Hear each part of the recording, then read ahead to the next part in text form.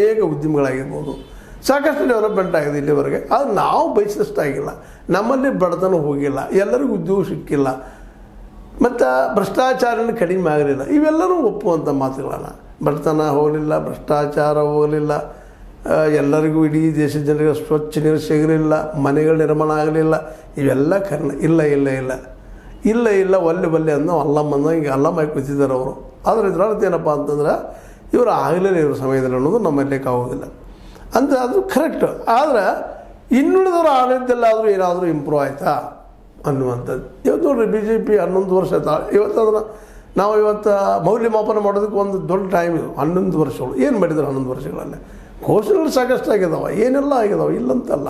Packages ಸಾಕಷ್ಟು ಆಗಿದಾವೆ. ಎಲ್ಲರೂ ಕಾರಣ ಸ್ವಚ್ಛ ಭಾರತ ಆಗಿರ್ಬೋದು, ಸ್ವಚ್ಛ ಗಂಗಾ ಆಗಿರ್ಬೋದು, ಮುಂದೆ ನಂತರ ಸ್ಮಾರ್ಟ್ ಸಿಟಿ ಆಗಿರ್ಬೋದು, 1-2 ಘೋಷಣೆ, ನೆನಪು ಉಳಿಯಲಾರಷ್ಟು ಘೋಷಣೆಗಳು.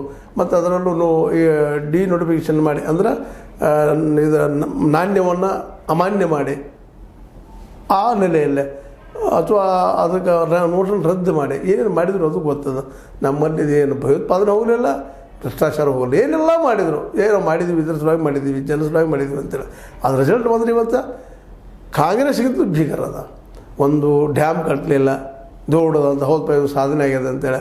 ಒಂದು ದೊಡ್ಡ ಪ್ರೈವೇಟ್ ಇದು ಪಬ್ಲಿಕ್ ಸೆಕ್ಟರಿಂದ ಒಂದು ಕೈಗಾರಿಕೆಗಳನ್ನ ತೆಗಿಲಿಲ್ಲ. ಎಲ್ಲ 32 PSಗಳನ್ನು ಪ್ರೈವೇಟ್ದವ್ರಿಗೆ ಕೊಟ್ಟುಕೊಳಿದ್ರು.